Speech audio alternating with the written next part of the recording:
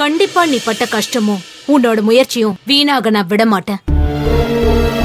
எப்படியாவது அந்த திருமூர்த்திக்கு எதிரா கோர்ட்ல வாதாடி அவனுக்கு தண்டனை வாங்கி கொடுப்பேன்.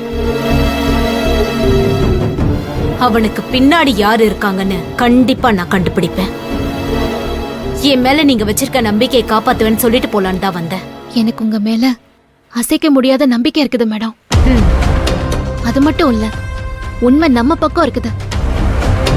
அநியாயத்துக்கு கண்டிப்பா நீதி கிடைக்கும்னு நானும் நம்புறேன் மேடம்.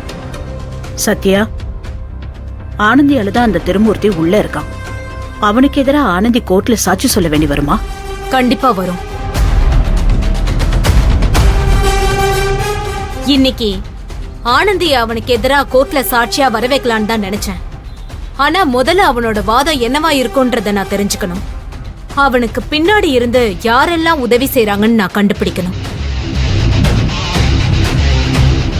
அவனுக்கு சாதகமா எதிர் வக்கீலுக்கு என்ன ஆதாரம் இருக்குன்னு தெரிஞ்சுக்கிட்டதுக்கு அப்புறம் தான் ஆனந்திய ஒரு துருப்பு சீட்டா வச்சு நான் அவனுக்கு தண்டனை வாங்கி கொடுக்க முடியும். அவனுக்கு எப்படியாவது தண்டனை வாங்கி கொடுத்துருங்க சத்யா.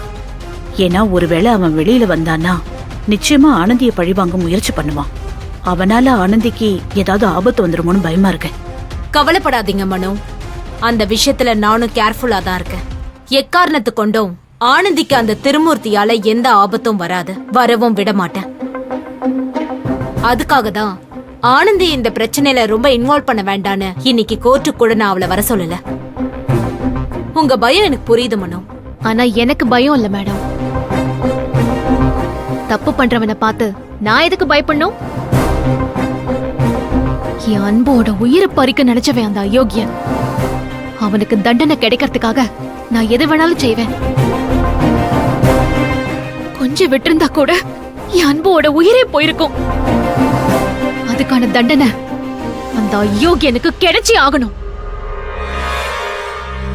எந்த ஆபத்தையும் சந்திக்க நான் தயாரா இருக்கிறேன்.